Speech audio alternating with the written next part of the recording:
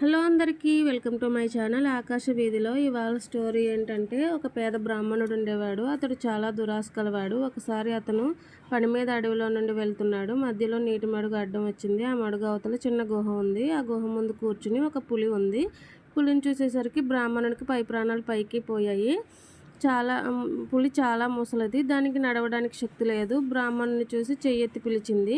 దాని చేతిలో ఒక బంగారు గాజు మెరుస్తూ కనిపించింది. ఓ బ్రాహ్మణుడు, నన్ను చూసి భయపడకు. నేను ఒక ముసలి పులిని, కదలలేను, మెదలలేను. నాకు చానాల క్రితం ఈ బంగారు గాజు దొరికింది. దీనిని ఎవరికైనా ఇద్దామనుకుంటే నన్ను చూసి ఎవరు నా దగ్గరికి రావడం లేదు. నేను హింస మానేసి, మాంసాహారం మానేసి పవిత్ర జీవితం గడుపుతున్నాను. ఈ గాజు తీసుకుని నాకు కొంచెం పుణ్యం వచ్చేలా చెయ్యి అంది.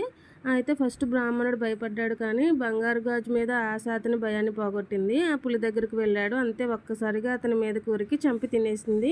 అంతే కదండి, ఆ గాజు మీద ఆశ లేకపోయి ఉంటే తన ప్రాణాలు కాపాడుకునేవాడు కదా. అందుకే అంటారు, దురాశ దుఃఖానికి చేటు అని. నా ఛానల్ని ఎవరైనా కొత్తగా చూస్తున్నట్లయితే సబ్స్క్రైబ్ చేసుకోండి. Thanks for watching. లైక్ ఇవ్వండి.